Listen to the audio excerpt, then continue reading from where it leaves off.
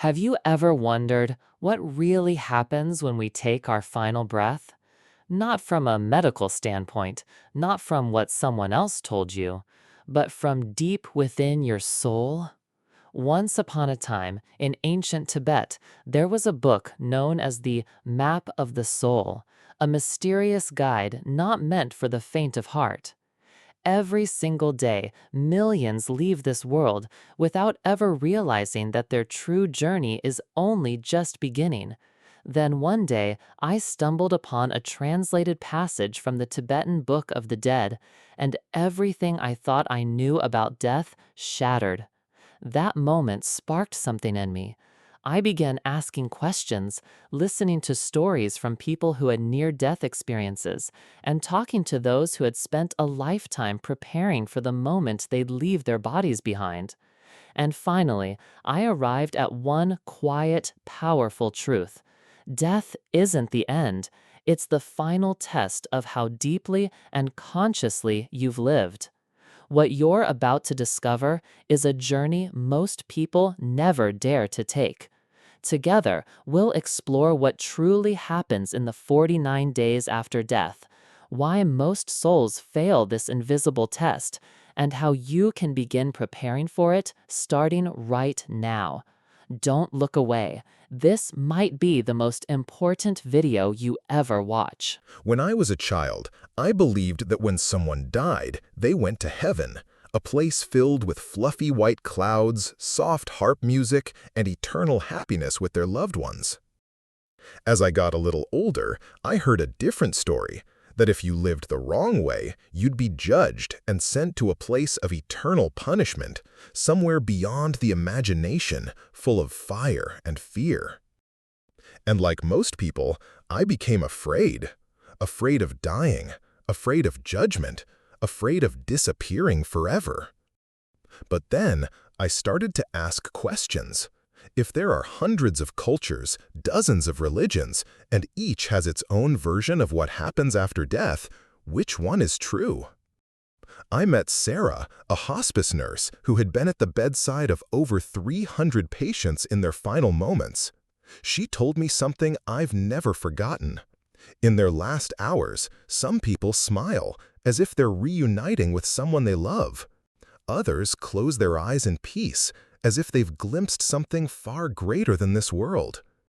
But some, their eyes widen in fear, confusion, even panic, right before their final heartbeat.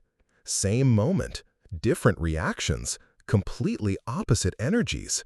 Sarah said, "How they die reflects how they lived."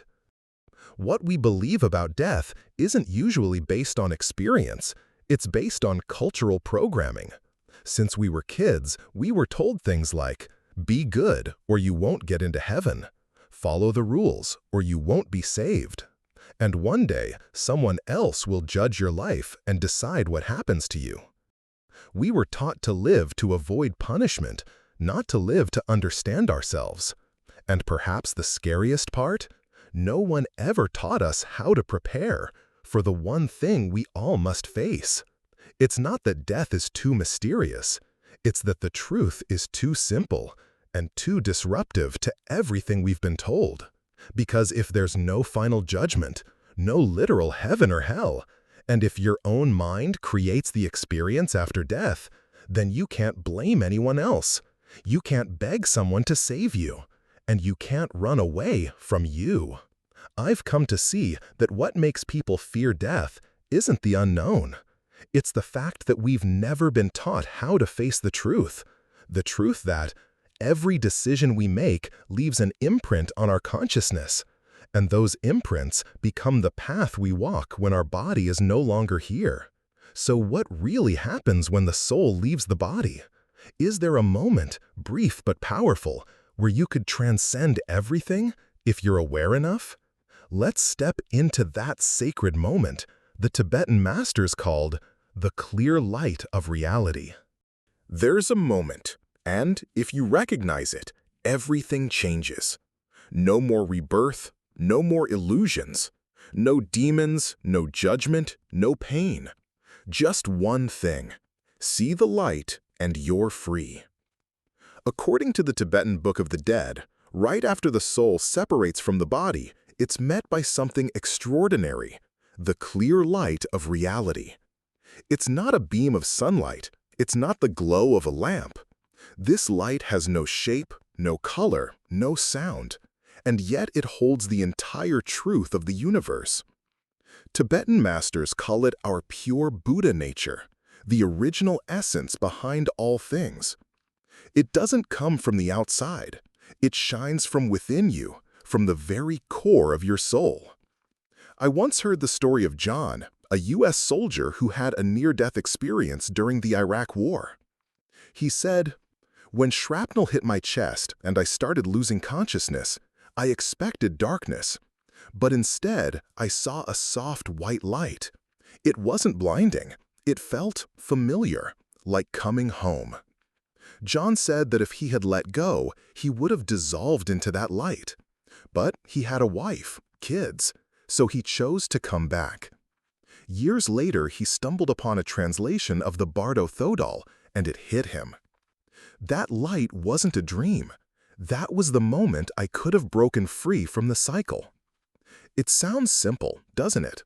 Just recognize the light and be free. But this is the great paradox. Because in that moment, your mind is in shock.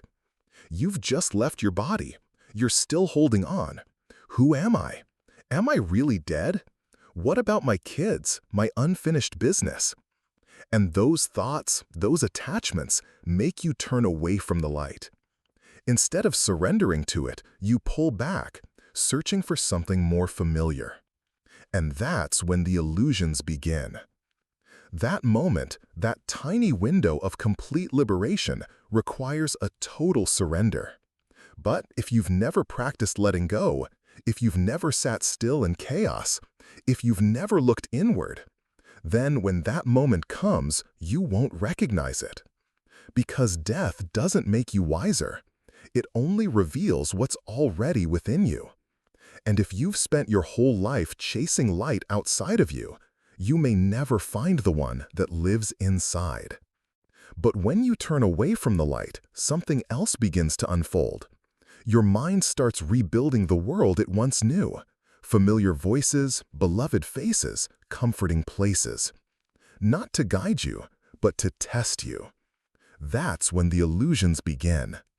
And in the next part, we'll explore illusions after death, how the mind traps the soul.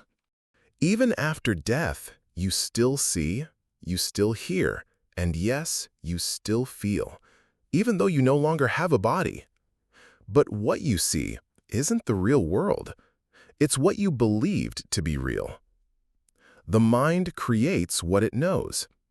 When the clear, radiant light is missed, not because you're bad, but simply not ready, your mind does what it knows best. It tells a story. If you believed in angels, you'll see them.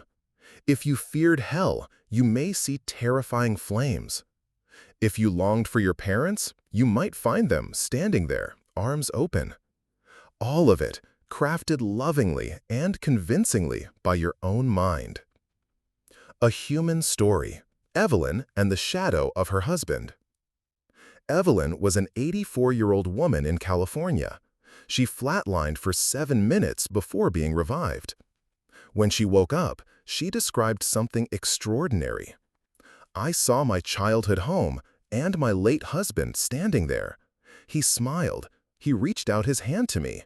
But something felt off. Not wrong, just not real. And in that moment, I knew, if I stepped forward, I wouldn't come back." That feeling, that gentle intuition, saved her. She paused and woke up. Why do we believe these illusions? Because they wear the face of love, of comfort, of home. And more than anything, they look like the life we've always known. In the Bardo Thodol, these visions are called projections of memory, fragments of our old life stitched together like a familiar mask. They're not evil, they're not divine, they're just reflections. But if you don't recognize them as reflections, you'll step right back into the cycle of rebirth. The truth is, the mind doesn't stop creating even after you die. If, throughout your life, you believed that what you see is always real, then after death, you'll cling to those images and let them carry you away. That's why the purpose of spiritual practice isn't to have a beautiful death. It's to see clearly. Not everything familiar is home, and not everyone who smiles is leading you into the light. But these soft, sweet illusions are only the beginning. If you don't let go, if you keep reaching outward, the mind, uncomfortable with silence, begins writing a new story, one that's darker, more terrifying, more terrifying. A new test begins, where shadows rise not to punish you, but to reflect you. Next, we step into the fear test, why most souls fail the second gate. If the light is a chance for liberation, and the illusions are a familiar play, then fear, raw and unfiltered, is the clearest mirror of all. Because by now, you no longer see loved ones, no soft landscapes, no sweet memories. Instead, the world begins to distort, crack, and fall apart. In the ancient Tibetan texts, this phase is called the wrathful deities arising. But don't imagine some version of Satan or a cartoonish underworld. These grotesque figures, they aren't evil. They're simply the dark parts of you. Anger that was never expressed, guilt that was buried, emotions that were repressed for a lifetime. They don't come to punish, they come to reveal. I once heard about a man named Marcus, a former inmate who had caused deep harm in his past. As he neared the end of his life, nurses said he often spoke in his sleep. He would call out the names of people he had wronged. Sometimes he'd cry out, "Don't drag me down, I know I messed up." No one was judging Marcus. No God was condemning him. Only fear, the kind born from decades of avoidance. And in his final hours, he passed in panic, as if running from himself. Why do we fail this test so easily? Because most of us have never learned how to sit with uncomfortable emotions. In life, we avoid guilt. We distract ourselves with work, entertainment, relationships. We explain things away, we blame others, we bury it. But in the bardo, with no body, no doing, only the naked mind remains. And everything you avoided now stands before you in the most terrifying form it can take. The more you fear it, the stronger it gets. The more you resist, the more it chases you. Our natural instinct is to run, but the soul has no feet. You can't outrun fear. Running only takes you deeper into the nightmare your own mind is creating. The Bardo Thodol says, if you look directly at the demon and realize it is only a shadow of your own mind, it will dissolve like mist in the morning sun. So the lesson here isn't to fight, it's to see, recognize, and stop being afraid. But if you can't pass this test, if you keep reacting, keep running, keep clinging, then you're pulled deeper into something even more real. A place where you don't just see or hear what you fear, you relive everything you've ever done from both sides. In the next part, we step into the Great Mirror, reliving your entire life. You're floating in silence. There's no form, no sound, no time. And then, all at once, you return to yourself. Not as a flashback, not as a movie reel, but as a real experience. Every moment, every feeling, every choice, lived again. In the Bardo, this is called the Great Mirror. It's the moment your soul is shown the entirety of your life, with nothing filtered, nothing hidden. You'll feel the joy you brought someone when you were kind. But you'll also feel the pain you caused, not from your side, but from theirs. If you once spoke harshly to your mother, you'll feel the heartbreak she never spoke of. There are no excuses, No, I didn't mean it. No, I was having a bad day. Just the pure, unshielded experience, as if you were the one receiving it. I once heard about a man named Alan who had a near-death experience after a car crash. When he came back, he said, "I saw myself hugging my father, the man I hadn't spoken to in 10 years. But this time, I could feel his loneliness, not as an image, as if it was my own." And then he was taken back to a moment in his teens, when he made fun of a classmate's weight. For the first time in my life, he said, I truly felt the shame I caused, and I cried, even though I once thought it was just a joke. Why this may be the most important test? Because this isn't about seeing or hearing anymore. It's about becoming. In the Bardo Thodol, it's described as judgment without a judge. No God, no angels, no courtroom, just you and the truth of who you've been.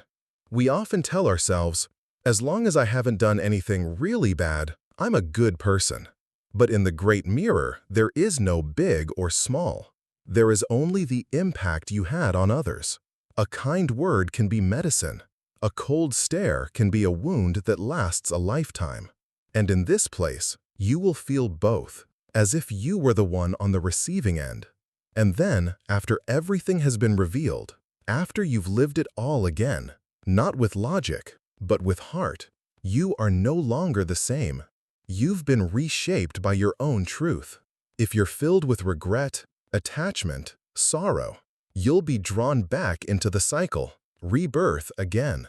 But if you can look and let go, if you can accept without clinging, you'll move closer to freedom. And that's when the universe whispers its final question, a choice, a crossroads, one last moment of truth. In the next part, we explore the final trap when karma weaves your next life. After the great mirror, you might think it's over, that you've earned rest, that perhaps now, finally, you'll walk through some radiant gate toward freedom. But not yet. The universe still has one more question, not spoken, but felt. Is there anything you're still holding on to? Karma isn't punishment, it's gravity. Most of us grow up thinking karma is a kind of divine justice. Do good, go to heaven. Do bad, get reborn as, well, something unpleasant. But in Tibetan philosophy, karma isn't punishment. It's more like a magnetic pull, drawing you back to what matches your energy. Still aching over an unresolved love? Still clinging to a dream that never came true? Still filled with anger, fear, or regret? Those are the very forces that will pull you into your next life. No one assigns you your fate. You choose through the state of your mind in that final moment. In Virginia, a 4-year-old boy named James began having vivid dreams. He said he died in a plane crash during World War II.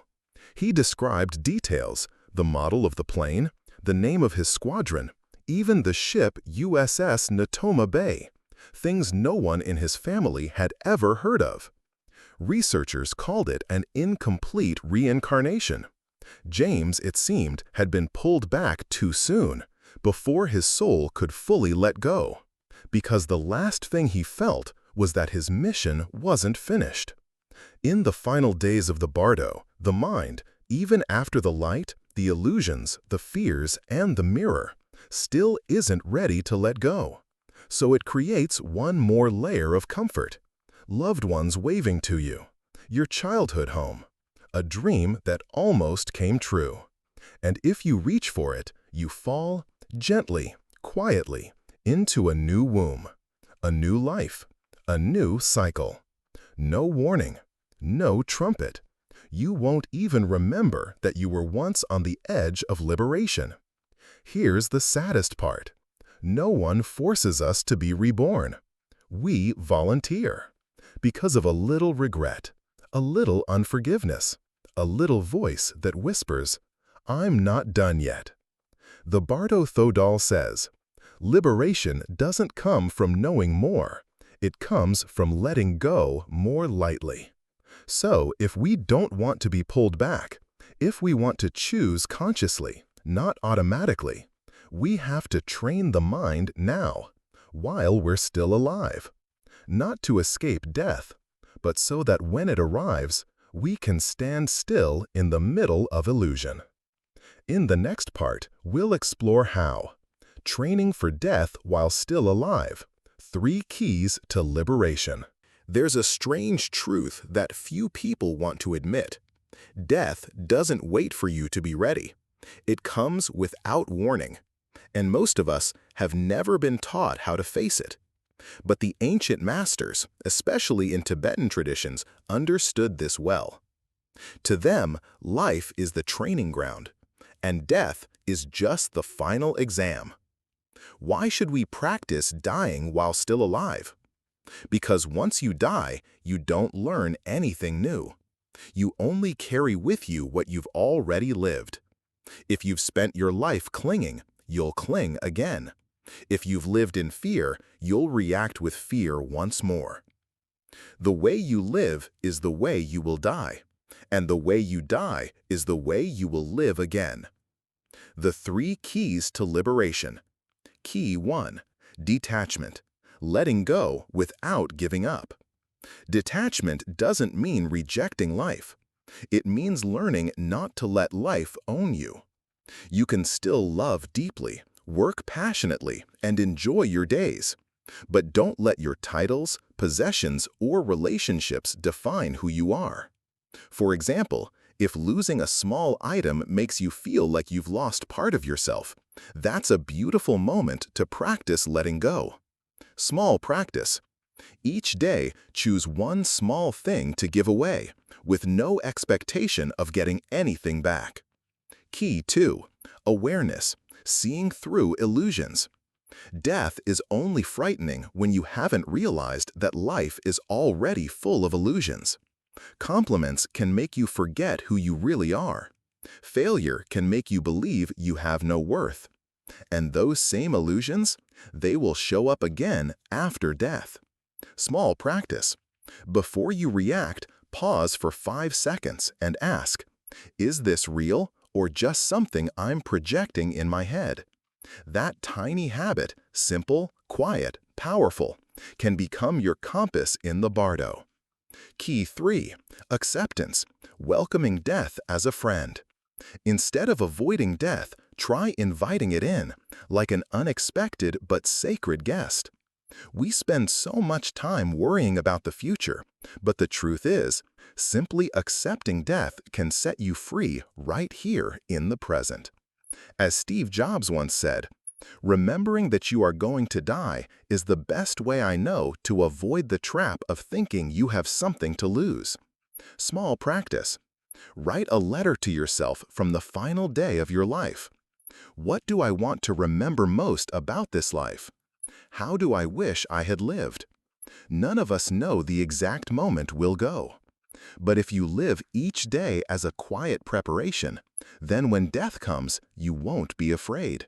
You'll feel grateful. Grateful that you lived with clarity. Grateful that you learned to let go. Grateful that you were awake.